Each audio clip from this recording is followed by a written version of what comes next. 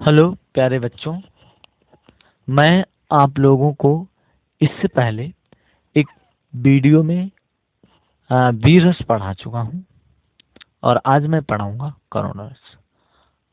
आपको बहुत सिंपल तरीके से मैं समझाऊंगा। तो चलिए, आपका हमारे दीपक शकुंतला सर अकेडमी पर स्वागत है। आपको मैं रस बहुत सिंपल वे तरीके से पढ़ाऊंगा और आपको किस तरीके से लिखना है ये भी बताऊंगा।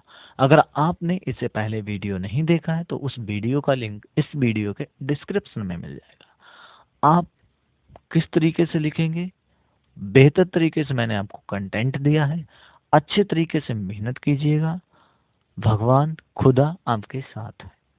चलिए, क्योंकि बेटा हम जो चाहते हैं वो हमें कभी नहीं मिलता, क्योंकि जिंदगी हमें वो देती है हम जिस काबिल होते हैं। तो काबिल बनिएगा, आपको वही जिंदगी देगी। चलिए करुण रस पढ़ाते हैं। तो अगर आपसे कोई क्वेश्चन ये पूछे करुण रस का मतलब क्या होता है, करुण रस का मतलब होता है रोना। मतलब जहां पर दुख सा व्यक्तित हो। देखिए, ये लड़की है बैठी हुई है और ये इसको दुख सा हो रहा है, दुख है ना। तो दुख सा ये फील कर रही है, इसलिए इसके अंदर क्या है, करुण रस है। जैसे अगर आपका मोबाइल गिर जाए तो आपके अंदर करुण रस जो है उत्पन्न होता है। आपका अगर कोई दोस्त है उसका कुछ बुरा हो जाए, समझो एक्सीडेंट हो जाए या डेथ हो जाए या आपके चाहने वाले का डेथ हो जाए या आपका ब्रेकअप हो जाए तो आपके अंदर करुण रस उत्पन्न हो जाए। वैसे तो यहाँ पर वियोग रस भी उत्पन्न होगा, तो आपका करुण रस उत्पन्न हो जाएगा। चलिए मैं आपको बताऊं करुण रस के बारे में। तो आपको नीचे हेडिंग डालनी है परिभाषा। परिभाषा डालने के बाद आपको लिखना है कि किसी प्रिय व्यक्ति या प्रिय वस्तु के बिछड़ जाने पर। मैंने आपको क्या बताया है कि आपका जो प्रिय आदमी हो वो आपसे बिछड़ जाए तो आपका दिल रोने लगेगा, तो उसे करुण रस कहेंगे।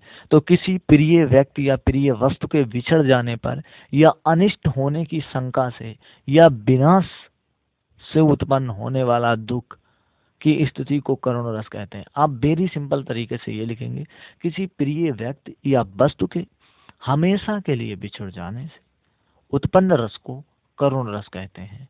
आप बेटा स्क्रीनशॉट ले लेना, आपको इसी तरीके से परिभाषा लिखनी है और याद कर लेनी है। मैं बोल रहा हूँ कि किसी प्रिय व्यक्ति या वस्तु के हमेशा के लिए बिछड़ जाने से उत्पन्न रस को हम लोग करुण रस कहते हैं। अच्छा, फिर क्या कहेंगे, जब विभाव अनुभाव संचारी भाव से भाव के प्राप्त होने पर शोक नामक स्थायी भाव करुण रस के कारण उत्पन्न होता है। आपको कुछ नहीं लिखना है, बस करुण रस कहते हैं यहाँ तक लिखना है, वो भी इस तरीके से ही लिखना है। ठीक है, चलिए सॉरी। तो अगर आपसे ये क्वेश्चन पूछा है करुण रस का इसका स्थायी भाव क्या होता है, तो आप बताएंगे शोक होता है। करुण रस का स्थायी भाव क्या होता है, तो शोक होता है। ठीक है, तो शोक होता है। और इसी तरीके से ये करुण रस आपको अच्छी तरीके से याद कर लेना है। चलिए फिर चलते हैं हम अगले पेज पे। अगला पेज क्या कह रहा है, तो देखिए, या तो हम इसे सरल भाषा में पढ़ें। सरल भाषा क्या है, सरल भाषा से बहुत सिंपल तरीके से हम लोग पढ़ेंगे।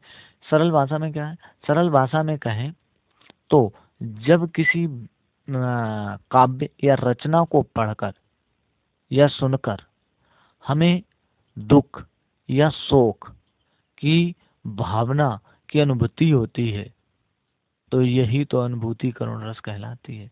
मतलब हमारे कहने का मतलब ये है कि अगर किसी काव्य या रचना को आप पढ़ रहे हैं या सुन रहे हैं, आपके अंदर दुख सा फील हो रहा है, तो समझ जाओ आपके अंदर करुण रस उत्पन्न हो रहा है। तो हम सरल भाषा में लिखेंगे कि किसी काव्य या रचना को पढ़कर या सुनकर हमारे जो हृदय में दुख उत्पन्न होता है उसे हम लोग करुण रस कहते हैं। लिख लो, वीडियो को रिपीट करके लिख लो। यानी किसी काव्य या रचना को पढ़कर या सुनकर हमारे हृदय में जो दुख उत्पन्न होता है उसे हम लोग करुण रस कहते हैं। बस आप सीधे जाना, अब इसका लिख देना जाके उदाहरण। लेकिन इसमें भी कई चीजें होती हैं। तो चीजें क्या होती हैं, जैसे करुण रस के आपके अवयव क्या होते हैं। स्थायी भाव अब बता चुके हैं, तो हर किसी का स्थायी भाव अलग अलग होता है ना। स्थायी भाव जो हमेशा जन्मजात, मतलब हमारे हृदय में रहते हैं, टाइम आने पर उजागर हो जाते हैं, यानी कि जो जन्मजात ही होते हैं, तो वो स्थायी भाव कहलाते हैं। आलंबन क्या होता है, विनिष्ट व्यक्ति या अनिष्ट वस्तु। तो मैंने आपको आलंबन बताया था, उद्दीपन बताया था और अनुभव बताया था। आलंबन आश्रय, विनष्ट व्यक्ति, नष्ट व्यक्ति, यानी कि जिसके कारण, जैसे आपका मोबाइल गिर गया तो आपके अंदर जो दुख हुआ आपके मोबाइल के चक्कर में हुआ, तो मोबाइल आलंबन हो गया, आप आश्रय हो गए। या मतलब आपकी गर्लफ्रेंड थी वो बिछड़ गई आपसे, तो उसके चक्कर में आप हमेशा उदास रहते हैं, तो वो आलंबन हो गई। और आप उदास रहते हैं उसके आश्रय में, तो तभी आप आश्रय हो गए। उद्दीपन क्या होता? आलंबन का दह कर्म, इष्ट के गुण तथा उससे संबंधित वस्तुएं आदि। जैसे मान लो फिर बाद में अगर आपकी गर्लफ्रेंड आपसे बिछड़ गई तो आप उदास रहते हैं, तो आप आश्रय, वो आलंबन।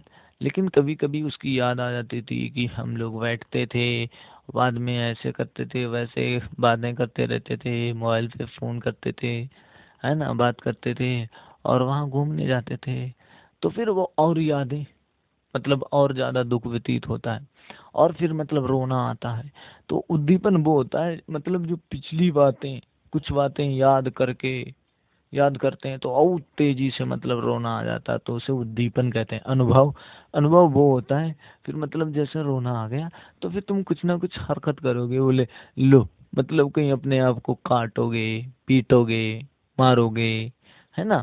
तो वो अनुभव होता है, यानी कि जो आपके अंदर भाव आए, उत्पन्न हुए, उनको आप करने लगे, तो वही अनुभव होगा। चलिए, जैसे मान लो कोई मर जाता है, तो मर जाता है तो क्या होता है, वो लाश को लोग देखते हैं तो रोने लगते हैं। तो यानी कि लाश क्या है? आलम्बन। और तुरंत ही वो रोने लगते हैं, जो रोते हैं वो आश्रय हैं, क्योंकि वो आसरा लगा के रोने लगते हैं। लेकिन जैसे उनका चेहरा देखते हैं, उनकी यादें याद करते हैं, मतलब ये ऐसे ऐसे थे वैसे, तो उनके चक्कर में और चीजें एकदम और रोना आ जाता है, तो उसे बोलते हैं उद्दीपन। यादें उद्दीपन होते हैं। और फिर बाद में क्या होते हैं, लोग क्या होते हैं, औरतें क्या होती हैं, हाथ पटक पटक कर रोती हैं, अपना सिर मारती हैं, तो वो अनुभव यानी अपने विचारों को व्यक्त करने लगती हैं, मूर्छा आ जाती है, छाती पीटने लगती हैं, तो मतलब अपने भाव व्यक्त करने लगती हैं, उन्हें उन्हें ही हम लोग अनुभव कहते हैं। बहुत सरल भाषा से आप पढ़ सकते हैं। चलिए, आपको उदाहरण लिखना है, बहुत सिंपल तरीके से उदाहरण लिखना है। करुण रस के आज हम उदाहरण पढ़ेंगे। देखिए, आपको एक उदाहरण लिखना पड़ेगा। जैसे मान लो किसी की डेथ हो गई, राजा की, तो रानियां रो रही हैं। जैसे शोक बिकल सब रोवहि रानी, रूपशील सब देखो वखानी, करहि विलाप अनेक प्रकारा, परहि भूमि तलवारहि वारा। यानी कहने मतलब शोक विकल सब रोवहि रानी, रूपशीलु सब देख बखानी, यानी कि शोक व्यक्त करके सब रानियां रोने लगी हैं, और रूप को देखती हैं सब, मतलब वखानी बौखानी हो जाती हैं, और करती हैं करही विलाप अनेक प्रकार, अनेक अनेक तरीके से वो रोने लगती हैं। और परई भूमि तलवारें बारा, वो भूमि पर गिर गिर पड़ती हैं, हाथ मारती हैं। तो यहाँ पर रानियों के रोने और विलाप करने का बोध हो रहा है, अर्थात यहाँ पर कौन सा है बेटा? करुण रस ही तो है। चलिए भैया, बहुत सिंपल। अगर आपको ये उदाहरण सही ना लगा हो तो ये लिख देना। ये बहुत सिंपल है उदाहरण। हे मेरे वतन के लोगों, जरा आंखों में भर लो पानी, जो शहीद हुए हैं उनकी जरा याद करो कुर्बानी। ये मेरे वतन के लोगों, जरा आँख में भर लो पानी, जो शहीद हुए हैं उनकी जरा याद करो कुर्बानी। जब घायल हुआ हिमालय, खतरे में पड़ी आजादी, जब तक थी सांस लड़े वो, फिर अपनी लाश बिछा दी। तो देखिए, या तो आप यहाँ तक लिख सकते हैं इसको, कुर्बानी तक, और चाहें तो आप पूरा भी लिख सकते हैं। तो इस मतलब उदाहरण के लिए तो एक लाइक तो बनता है, अगर आप इंडियन है ना, तो एक लाइक सब्सक्राइब तो बनता ही है ना, मेहनत इतनी करते हैं फिर तो कुछ तो बनेगा। और फिर देशभक्तों ने हम लोगों को आज़ाद कराया, जो हम लोग पढ़ रहे हैं, ठीक है, तो देशभक्तों के लिए एक लाइक तो बनता है। चलिए, यहाँ पर देश के वीर जवानों के बलिदान का मार्मिक स्मरण किया जा रहा है, अर्थात यहाँ पर करुण रस की उत्पत्ति हो रही है। चलिए, इसी में मैं आपको बता दूं, हास्य रस क्या होता है। हास रस में क्या होता है, हंसना जैसा सेंस आएगा। जैसे ये देखो, ये हंस रहा है, हास रस। जैसे अर्ज किया है, लैला की शादी में एक लफड़ा हो गया। लैला की शादी में एक लफड़ा हो गया, मजनू इतना नाचा कि लंगड़ा हो गया। तो यहाँ पर आपको हंसी आएगी, देखिए खिलखिला रहे हैं। या लवरी तेरे प्यार में लवरा हो गए हम, लवरी तेरे प्यार में लवरा हो गए हम, माई कसम इतनी धूप में बैठे बैठे चितकबरा हो गए हम। तो देखिए, ये देखिए, ये महोदय साहब कितने चितकबरे हो गए कि नहीं हो गए। तो ये आपको हंसी सी आएगी। जहाँ पर हंसी सी आए तो समझ जाओ वो क्या है, हास्य रस है। तो लेकिन आपको परिभाषा कैसे लिखनी है, तो परिभाषा क्या लिखनी है, हास्य रस की परिभाषा लिखिए। या वो पूछेंगे हास्य रस किसे कहते हैं, तो आप सीधे परिभाषा डालेंगे और आप कहेंगे, जब किसी की विचित्र वेशभूषा या बातचीत को सुनकर के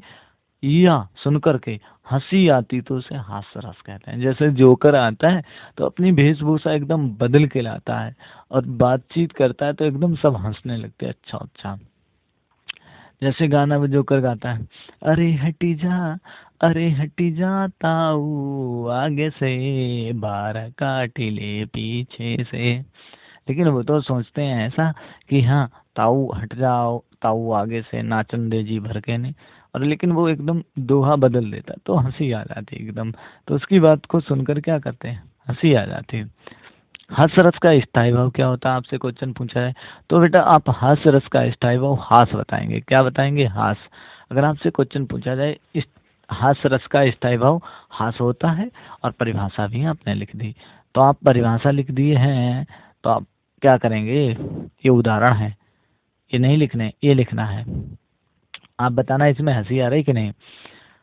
इसमें देखिए क्या कह रहे हैं, बंदर ने कहा बंदरिया से चलो नहाए गंगा, बंदर ने कहा बंदरिया से चलो नहाए गंगा, बच्चों को छोड़ो घर में होने दो उड़दंगा। है ना, मौज काट दी। तो एकदम बढ़िया तरीके से देखिए खिलखिला रहे हैं कि नहीं खिलखिला रहे हैं।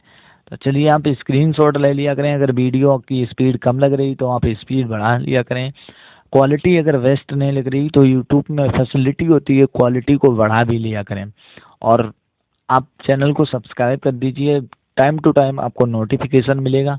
और आपको जिस टॉपिक पे अगर आपको वीडियो चाहिए तो आप कमेंट कर दिया करें बच्चों, ठीक है। चलिए अगला एक उदाहरण देखिए, बिना जुर्म के पिटेगा समझाया था तोय, बिना जुर्म के पिटेगा समझाया था तोय, पंगा लेकर पुलिस से साबुत बचा न कोई। है ना, तो बढ़िया है, एकदम हास्य रस उत्पन्न हो रहा। बुरे समय को देख कर गंजा तो क्यों रोए, यानी कि बुरे समय को देख कर गंजा तो क्यों रोए, किसी भी हालत में तेरा बाल न बांका होए। अब बाल है तो बांका कहाँ से होगा, है ना। तो आप इतने देख चुके हैं। या तो ये देखिए, आपको जो भी अच्छा लगे आपको एक लिखना पड़ेगा, सारे नहीं लिखने पड़ते हैं, ओके। तंबूराले मंच पर, तंबूराले मंच पर बैठे प्रेम प्रताप, साज मिले 15 मिनट घंटा भर आलाप, घंटा भर आलाप राग में मारा गोता, और धीरे धीरे खिसक चुके थे सारे श्रोता। जैसे मान लो बहुत से लोग गाना गाते हैं तो फिर वो आ ऐसे ही करते रहते हैं। तो वो क्या करते हैं, साज 15 मिनट मिलाते हैं, फिर घंटा भर आलाप कर देते हैं। साज मतलब साज मिलाएंगे, फिर हाँ मतलब आलाप करेंगे। तो घंटा भर आलाप, और राग जो होता है वो राग का विराग बन जाता है, राग में मारा गोता। तो श्रोता जो होंगे बोले हट लो यार, खाली मूली की बात है ना। तो धीरे धीरे खिसक चुके थे सारे श्रोता, फिर तो वो धीरे धीरे सारे श्रोता खिसकी जाएंगे, है ना। चलिए आपको मैंने बीरस पढ़ाया, करुण रस, हास रस, शांत रस रह गया। 5 रस आपको पढ़ाने हैं, शांत रस रह गया और रह गया आपका एक और रस, श्रृंगार रस रह गया। तो आपको इन दोनों वीडियो की मैं एक ही वीडियो बना दूंगा दोनों रसों की, और इस वीडियो के डिस्क्रिप्शन में सारे रस की आपको क्या मिल जाएगी, लिंक मिल जाएगी डिस्क्रिप्शन में। तो अगर आप इंटर में हैं या तो आप हाई स्कूल में हैं तो आपको किस तरीके से लिखना है फुल तैयारी मैं आपको कराऊंगा। अगर आप कॉम्पिटिटिव एग्जाम की भी तैयारी कर रहे हैं तब भी आपको इसी तरीके से समझने हैं सारे रस। तो अगर आपको वीडियो पसंद आया हो तो लाइक करें, वीडियो पसंद ना आया हो तो आप डिसलाइक करें, और आप ये ज़रूर बताएं आपने क्यों डिसलाइक किया, ताकि हम उस पर सुधार कर सकें। ठीक है। लेकिन बच्चों, अगर आपको कुछ भी गलत लगता है तो आप कमेंट कर दिया करें ताकि मैं उसको सुधार कर सकूं। ठीक है। चलिए, आप मेहनत करेंगे तो आप जरूर सफल हो जाएंगे, तो आपको गारंटेड सफल होना। भगवान हमेशा आपको सदैव सद्बुद्धि दे, ये हमारी तरफ से आशीर्वाद है। चलिए फिर मिलेंगे अगले वीडियो में।